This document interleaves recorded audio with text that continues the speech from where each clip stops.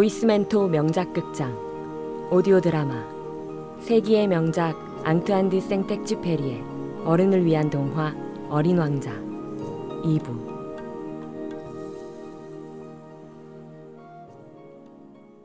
소행성 B612. 그렇게 해서 난 아주 중요한 두 번째 사실을 알게 됐다. 내가 사는 행성은 작아. 기껏해야 집 한 채 크기에 지나지 않아. 그것은 그다지 놀랄 일은 아니었다.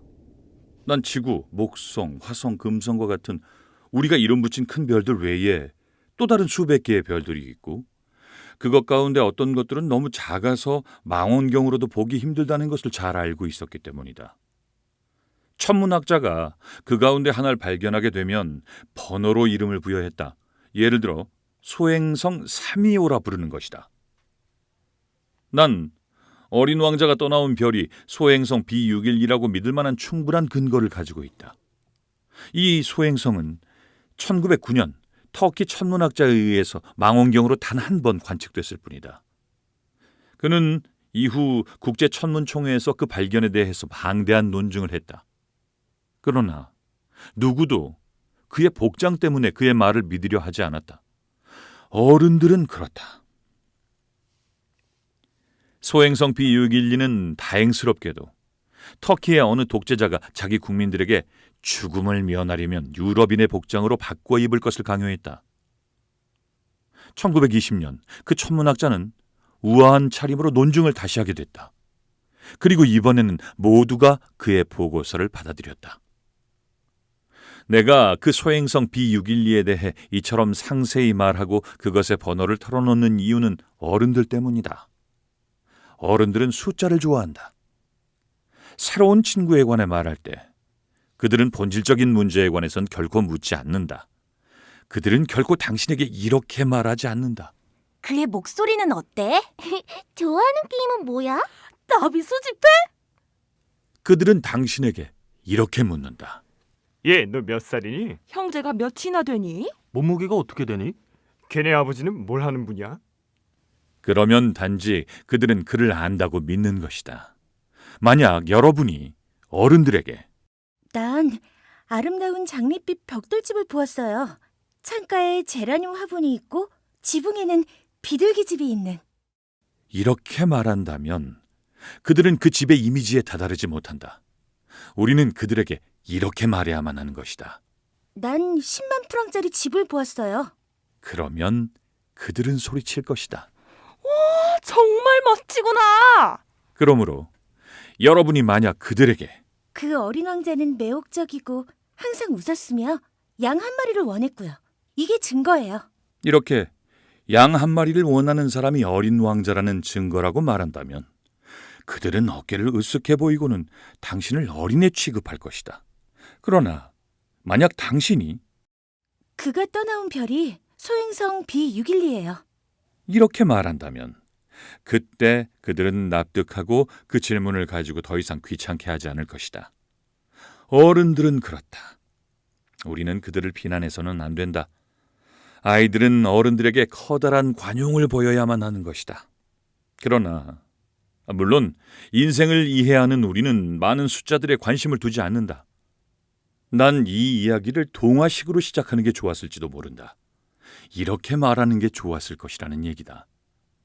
옛날 옛적에 자기보다 기껏해야 조금 더 큰 별에 살면서 친구가 필요했던 어린 왕자가 있었는데, 인생을 이해하는 이들에게는 그것이 훨씬 더 사실적으로 여겨졌을 것이다.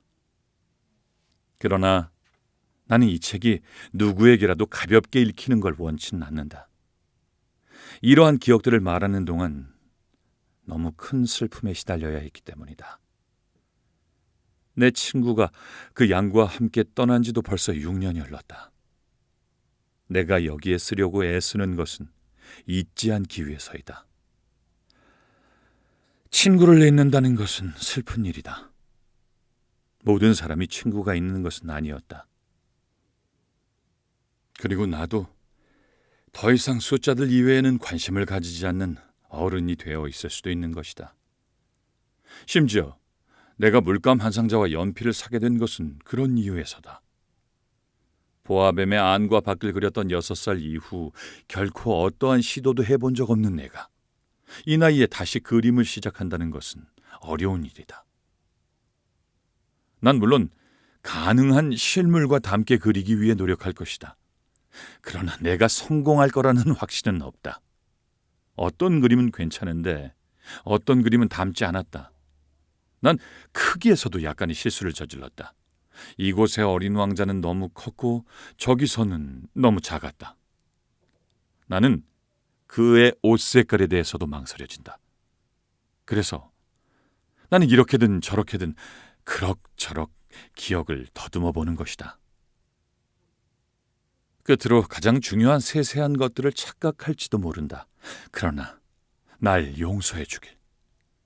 나의 친구는 결코 설명해 주지 않았다.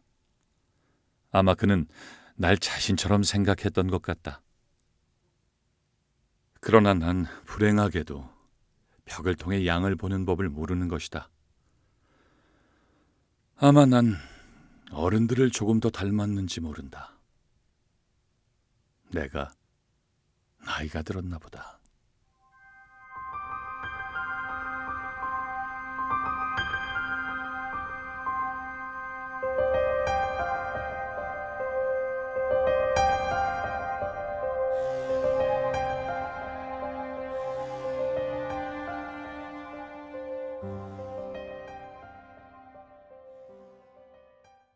바오밥 나무.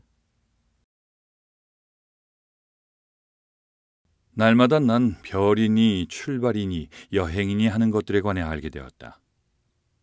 그것은 매우 천천히 생각을 밝히는 중에 우연히 다가온 것이었다. 사흘째 되는 날, 그런 식으로 난 바오밥 나무의 비극을 깨닫게 됐다. 이번에도 다시 양덕택이었는데 어린 왕자는 의심스럽다는 듯 내게 갑작스럽게 물어왔다. 그건 사실이지. 그렇지. 양이 작은 관목을 먹는다는 건 말이야. 그럼 그건 사실이지. 기뻐.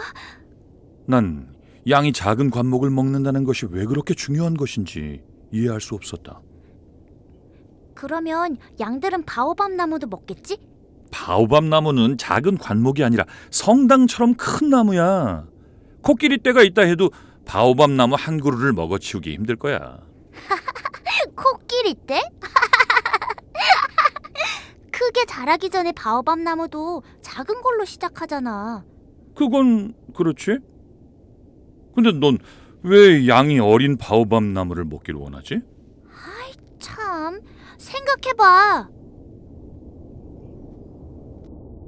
난 어쩔 수 없이 혼자서 이 문제를 풀기 위해 온통 머리를 짜내야 했다. 사실 어린 왕자의 별에서도 다른 모든 별처럼 좋은 풀과 나쁜 풀이 있었다. 그 결과 좋은 풀에 좋은 씨앗, 나쁜 풀에 나쁜 씨앗이 있었다. 그러나 씨앗들은 보이지 않는다. 그들은 깨어나려는 욕망에 사로잡힐 때까지 땅속 비밀스러운 곳에 잠들어 있다가 기지개를 켜고 태양을 향해 처음에는 소심하게 아무런 해를 끼치지 않는 매혹적인 어린 싹을 내미는 것이었다. 무의 싹이거나 장미의 어린 싹이라면 마음대로 자라도록 내버려 두어도 될 것이다. 그러나 그것이 나쁜 식물의 싹이라면 그것을 알아차리자마자 뽑아버려야 하는 것이다. 그런데 어린 왕자의 별에는 끔찍한 씨앗들이 있었는데 바오밥 나무 씨앗들이었다. 그 별의 토양에는 그들이 들끓었다. 바오밥 나무는 너무 늦게 처리하면 결코 제거할 수 없게 된다. 그것이 별 전체에 퍼져나가 뿌리들이 별 깊숙이 구멍을 낸다. 그러니 별이 너무 작고 바오밥 나무가 너무 많으면 별은 산산조각이 나는 것이다. 아침에 일어나면 별을 세심하게 단장해줘야 해. 바오밥 나무는 아주 어릴 때는 장미나무랑 비슷해. 차이가 나는 순간부터 뽑아버려야 돼. 그건 귀찮기도 하지만 쉬운 일이기도 해. 그리고 어느 날은 나에게 아름다운 그림 한 장을 그려서 우리 땅에 사는 아이들 머릿속에 새겨놓으라고 권하는 것이었다. 그들이 어느 날 여행을 한다면 그들에게 그건 매우 유용할 거야. 가끔은 훗날로 미뤄도 해가 없는 일이 있긴 해. 그치만 바오밥 나무의 일은 항상 대재앙을 의미해. 난 게으른 남자가 사는 별 하나를 알아. 그는 작은 나무 세 그루를 소홀히 했다가 난 어린 왕자의 설명에 따라 그 벼를 그렸다. 나는 도덕군자의 말투를 좋아하지 않는다. 그러나 바오밥 나무의 위험성이 거의 알려지지 않았고 길을 잃고 소행성에 들어가게 된다면 상당한 위험성이 있기에 나는 이번만은 예외를 두어 기탄 없이 말하기로 한다. 어린이 여러분, 바오밥 나무를 경계하세요. 내가 이 그림에 그토록 힘을 들인 것은 오래전부터 나처럼 멋모르고 지나쳤던 그 위험을 내 친구들에게 알려주기 위해서이다. 내가 주는 교훈은 이만큼 수고할 가치가 있는 것이다. 아마 여러분은 내게 물을지도 모른다. 바오밥 나무처럼 커다란 그림이 왜 이 책 안에는 없느냐고. 대답은 아주 간단하다. 난 애를 썼지만 바오밥 나무를 끝내 그리지 못했다.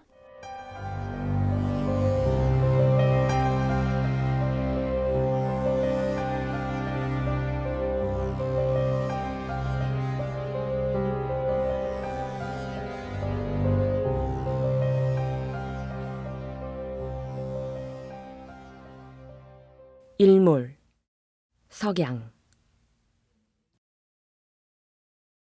아, 어린 왕자여. 난 그렇게 네 가엾고 서글픈 생활을 이해하게 됐지. 넌 오랫동안 해지는 광경을 바라보는 감미로움을 유일한 소일거리로 삼았었다. 난 이 새로운 사실을 네가 말했던 넷째 날 아침에야 깨닫게 됐지. 난 일몰이 너무 좋아. 자, 일몰을 보러 가. 하지만 우리는 기다려야 하는데. 뭘 기다려? 해가 질 때까지 기다려야 해. 그래? 난 여기가 내 집인 줄 알았어. 사실이었다. 미국이 정오일 때 프랑스에서는 해가 지고 있다. 1분 안에 프랑스로 갈 수 있다면 충분히 해지는 광경을 볼 수 있다는 것도. 그런데 프랑스는 너무 멀리 떨어져 있었다. 그러나 네 별은 너무 작아서 네가 네 작은 의자를 몇 걸음 끌어당기는 것으로 충분히 석양을 보았을 것이다. 원할 때면 언제든 석양을 보았던 것이고. 어느 날은 일몰을 44번이나 봤어. 누구나 너무 슬퍼지면 지는 해를 사랑하게 돼. 44번 일몰을 봤던 날은 그렇게 슬펐던 거니?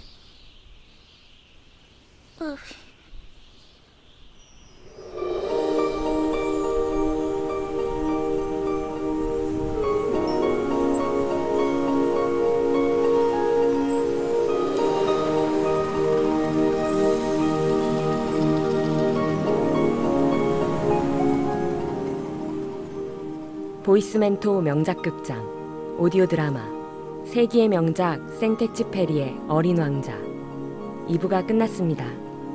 어른이 되지 않는 순수한 영혼 어린 왕자 3부도 기대해주세요. 고맙습니다.